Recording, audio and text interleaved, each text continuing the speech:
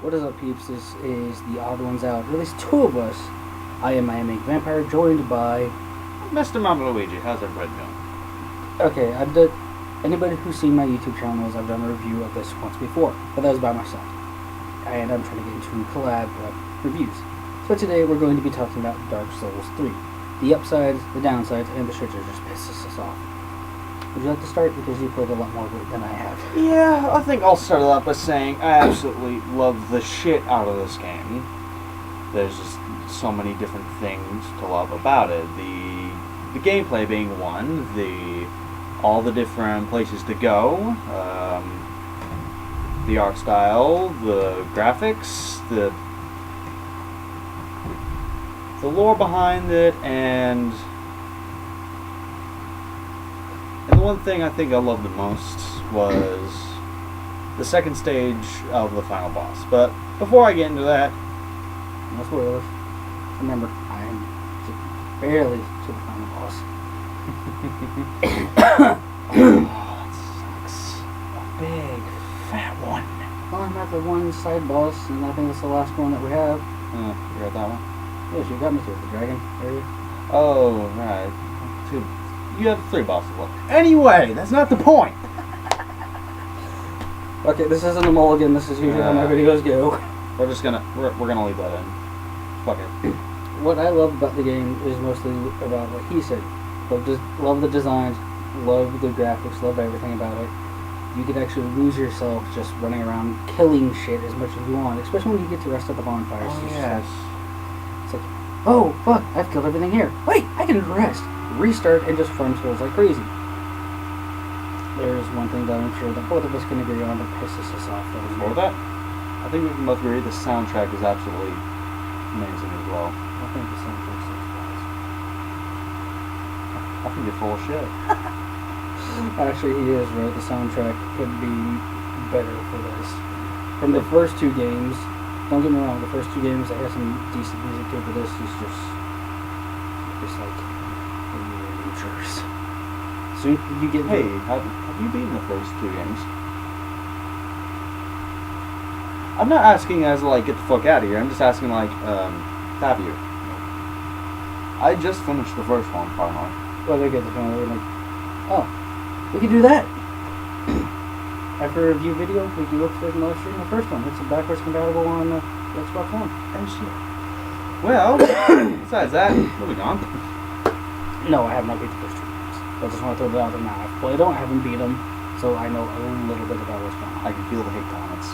They're there, and they're coming. Take the punch you in the face.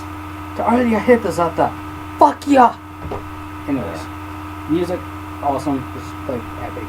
Don't give them any shit, okay? A lot of people started on 3rd game. Hell, a lot of people just jumped straight into Bloodborne, for God's sake.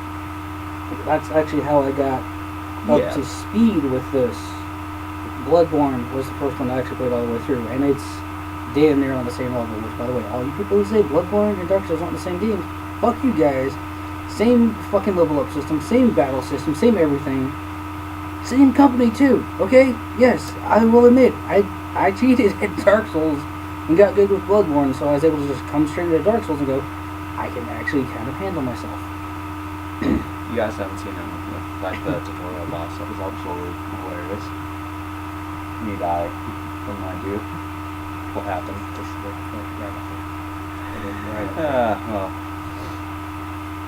well, the hilarity aside, the soundtrack's amazing, graphics and everything's amazing, battle system, the way that you fight, you can level up, everything, it's just awesome. Now, we get to move on to... Are you ready to move on to this part? Are you ready to move on to the second part of this? What we hate about the game, or dislike about it? There's a few things I want to say. Playing the second game first, and then playing the first one. I initially wanted to beat the first one because I knew the third one was coming out, and I knew the third one was going to be more based on the continuation or what happened in the first one rather than the second one. Mostly because a lot of people didn't like the second one. It didn't really have that success that the first one had. All I gotta say is nostalgia was there for me. My God. The amount of shit that... The second stage to the final boss, when that music kicked in, right in. You can't have to resist headbanging while you're fighting. No, it's not that. It's just, it hit me right in the feels. That second stage to that final boss. So did the idea of 3 dead babies thing. Yeah, I know. Anyways, so you can talk to the side, refocus on the video, I'll try to find a box and take it home. I'm not gonna take it home. Whatever. Anyway, I guess we'll move on to the second part. What we hate about the game or disliked. We'll let him start off again because, as I said, he's played more than I have. Well, I wouldn't really... I don't really hate any aspect of the game. It's just... Well, it's a hate/dislike. It's just whatever you didn't like about it. Dislike, get frustrated with the amount of invasions, but that being said, I'm not much of an invader myself. I have done it a bit more than he has, a bit more than maybe any of the odd ones I would have, but most of the... it's just... It's always been a thing in the Soul series where when it's forced upon you, it's not really fun, but... And you know, with Bloodborne, it had that one big room in the Chalice Dungeon and another area that people went to do battles there. But it's just one thing. When you're looking for PvP, it can be fun, but when it's forced upon you, it can get frustrating sometimes, especially when you're trying to get through the area. But... And another thing I disliked, well, got frustrated with, was there was this part in Irithyll Laborial Valley, I think it was? Yeah. In the part where you're going up to Ernalando, when you have to join the Aldrich Faithful, there was a goddamn giant beast, dog, rat enemies with the flinging eyes. Those things. They killed... By the way, I used Power Ranches and all those things, and they did not stagger. You used the California vegetables, right? They did for me. Anyway, I want to go on record with what he said for the invasions. Most of the odd ones out, if not all of us, are part of the watchdogs of Crown. So when we're pulled in to invade somebody, that can get very fucking annoying, especially when you're waiting for one of the others to join us. Because one night I was waiting for him to join me, and I invaded like 5 different people. Actually, I invaded 2 people. One person once, the other guy was 4 times. It's just like, I am getting sick of this. Hey, if you're getting pulled in so much, just switch to a different covenant. It says about 5 comments. You get forced. With most of the covenants, from what I understand, you will forcefully invade somebody if they were in the area that you're a part of the covenant. So, try again. Think outside the box, like bitches. And I'm going to admit this right now. If anybody watches this and the guy left, yes, that was me because I was trying to help my friend get through the area. If I forcefully invade somebody and one of the others is trying to get through, I will leave the person's world I invaded. And I have been messaged about it. It's like, I don't care. Okay? I didn't want to invade you to begin with. Sorry, but you can fight another time. The other thing that kind of gets on, well, things that get on my nerves is, like he said, forced invasions, or it gets frustrating. Or some of the invasions, period. Because there's one area, I can't think what it is. It's the snow area. Irithyll Laborial Valley. Yes, same place. When you're heading up to Ernalando, after you beat the Pond of Sullivan boss fight.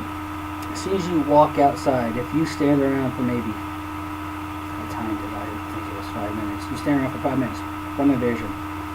Then seconds after that, you get a second invader, or it's just that you walk in, boom, 5 invasions. Like, why?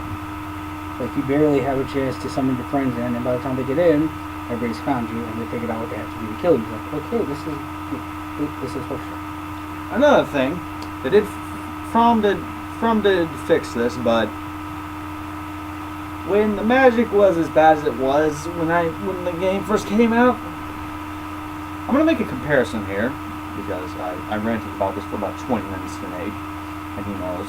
the lightning spear from this game to Dark Souls 2. Now, granted, the lightning-based miracles from Dark Souls 2 were a bit, shall we say, overpowered. Around 1,400 damage for me with the Sunlight Spear. That was with a +5 lightning-infused Dragon Chime. I didn't have any of the DLC, so I didn't have the Lightning Clutch ring, which would have added an extra 400 damage. Yeah. For what I could tell from this one, From did fix the damage for the Sunlight Spear. They brought it down to around 900. But anyway, back to the comparison. A basic chime using a basic lightning spear, unupgraded and whatnot, does around, with the amount of faith needed, does around 93 damage. 90 to 100. Dark Souls 2 with the basic chime did around 100 more. I think they did fix it, but I mean, seriously, what were you thinking? Listening to all the people who said, "Oh, it's overpowered." Okay, I get the point. Yeah, it's overpowered, but you didn't have to tone it down that much. Well, it did give you a lightning great axe. Yeah, they did. So I think that was kind of their way of compensating. We depower something you can use from range and almost insta-kill, and then we give you that. He's talking about... Just watch my video of Good God That Hurt. The Dragon Slayer Great Axe, I think throughout that whole live stream... I'm just going to say this, so we don't get out on another topic. Watch my video, Good God That Hurt. You will find it in my list with... over to the side, I have lists, which our video editor helped me do for YouTube. We have the video editor now. And he put all our Dark Souls 3 stuff in there. Just look for Good God That Hurt. From part 2 all the way through, he's using the axe he's talking about. We'll see what he's talking about. We're going to go like that. And there's a reason it's labeled that. Oh, you didn't see the first invasion that happened with it, did you? Yes, they did. Oh, you did? You were watching it? They got it. Yeah. I love that weapon. And then again, it is kind of overpowered. It's a lot like the Blood Leather from Bloodborne. now we get to go into things that we think they could have done better or should not have changed at all. I'm going to just hand that over to him because I haven't played enough to the old games. So that's what's all happening. Some of the bosses, kind of ridiculous how to beat them. The boss he's about to face, the Ancient Wyvern, and spoilers, so you can skip ahead like 30 seconds or so. One shot dead. Yeah, that's it. That kind of disappointed me. I expected sort of this epic battle with the dragon, but instead, it disappointed me. I'll just go with that. Now, and then there was Yorm. Before going to that, I think they did a fantastic job with the Abyss Watchers. You know, they with the cutscene and all that, they introduced how the Lords of Cinder worked. And when they proceeded into the second stage, the ember inside them started burning. I don't really know the lore behind it, but it's one of the things. They did a fantastic job with that boss fight, and then you fight Aldrich, and then it's just like, oh, at this point, Aldrich was a bit of a bitch to beat, though, I'll give that. Then there was Yorn. The weapon for Yorn was by stone. Also, that was like a fucking nerf battle. If you managed to get that sword, you figured out what you're supposed to do. Also, the fact that you could get Sigurd come into that boss fight with you. It did proc a cutscene for me, which is quite nice. Thank you for him. You spoiled me too much. As Cutscene, huh? yeah, I wouldn't cutscene in games though. The Soul First, they never really do it. Especially with NPCs interacting with other NPCs in forms of cutscenes. They don't ever do that. I think everyone run into one of those for the mountain lovers. Anyways, this part's all you. things they did wrong, or should they have done well? I will agree with him on the fact of the magic adjustment. I just went over that, but a little too much. You did fix it. You did solve the problem, and thank you for that. The invasions. Okay, I get it from an invader's perspective. You know, there was a section in Dark Souls 1 called Darkwood Basin where basically you could get invaded by the Blue Sentinels or Red Invaders, and you could just duke it out there. And usually how that would work is 1 or 2 Blue Invaders would come in, and it'd be a fight against a group of 3, or otherwise known as a gang. This one, however, there's the what was it called, it was an area with the watchdogs coming. What was the area called? Sacrificial one? No. The Road to Sacrifices. The Road to Sacrifices. The area after that, that swamp area with where you first see the giant 2 crabs. But you can get invaded by up to 4 people there, and I think that's From's way of saying we've turned the tables. Run, gankers, run. Only in sense, gankers chasing gankers. Well, either way. What else? You guys did the final boss. Seed of Giant Tree. They've had that in previous games, and it's useful, but it's also annoying if you're one of those true people who wants to do a one-on-one match with somebody, and they'll run away and use the Seed of the Giant Tree. Which, okay, don't hate on me. I get it. I know why you guys do it. I run into it myself. Like all of the elements out, I've run into it. We get invaded. The person who invades runs away, or they'll bait us into following them into a massive group of enemies. It's like, congratulations. When we die from the enemies, you're sitting there gloating like, oh, I did it. I did everything. No, you didn't touch us once. All you did was sit back, and you got the souls and the items for us dying in our world. I'm not one of those people. I've done it by accident once, and I tried to lead the people away from the creatures. Because eventually they lose interest. But that gets really fucking weird. They, From really made the game a bit more casual, shall we say. Point where, I get it. It's the last one in the series. They want to get as much attention for it as possible. Business and whatnot. But, otherwise, you guys did a fantastic job.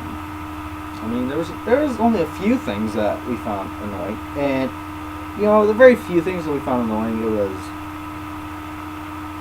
it did happen, but then the other things that we talked about, very nitpicky things. It's just things that barely. It didn't get under our skin. It just barely grazed us. Was the fact that it was there. We noticed it. It was like, why? I mean, why bother putting this here, or why have this happen at this moment, or shit like that. Also, I would like to clarify, we both are not expert reviewers at all. This is, I think, one of our first reviews. This is my this is my 3rd review. I've done 2 others before. One was about myself. One was with Ballman Gaming, or the Redneck Jesus. I don't know which one it is on YouTube right now. This is my 3rd review. And this is my first. Oh, and by the way, this is me a year later. Hi guys, how you guys doing? I haven't posted videos in a year. That's gonna change real soon though. Give it maybe a month. Once I get this motherfucker, once I get this mofo, and remember how to do it. Hey, you already said it. Just go with it. Once I get this motherfucker and I remember how to do it, he can actually link his Twitch account directly to his YouTube. So all he has to do is just set Twitch to save the videos, and he can export it from there, and he'll be posting again. I just gotta remember how to do it. I'm going to be getting a laptop real soon, so I'll be posting videos again. And I will formally apologize for the year that's gone. My laptop kind of got fucked up, so yeah. He might also be one of the 2 music people that does the music for intro videos once we get that far. But keep in mind I have to get that up and running too. That's why I might go with the other person. But anyways, we're getting close to the 20-minute mark for this. I think we've said most of our piece. Yeah. So again, this is MiamInkVampire. Yeah, this is Mr. MamaLuige. We are 2 members out of the now 7 for the odd ones out. It's gonna be interesting once we all get together and do a group thing. At I some can already fucking see it. at some point, I swear to God, if we do a party game, I will shit a fucking brick out of my ass. you're supposed to be the video when he says that. At some point, I plan to get the 5 gamers that we play with in a review video of some sort, or just a video to introduce you to all 5 of us, because we all bring something different. Obviously, this guy's a fucking nutbag. I'm somewhat of a stick in the mud unless you get me around everybody. One of them's a fucking redneck. The other one, whatever comes to mind, he says. And sometimes that's the most frightening. I'm weirder than most, but I think then again, we all are in some way or form or another. But like I said, at some point, the 5 gamers, there'll be a video with all 5 of us. And then after that, I will try to have all 7 members of the Odd Ones Out in a video. You'll get to see the people who work behind it. Because you get to see the channel artist, the 2 people who do the music, he's one of them.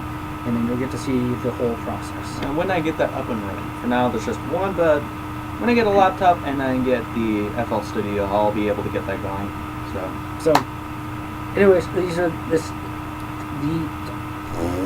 This is the Odd Ones Out. I'm And- Mr. MamaLuige. This is... MiamInkVampire, and we'll catch you later, peeps.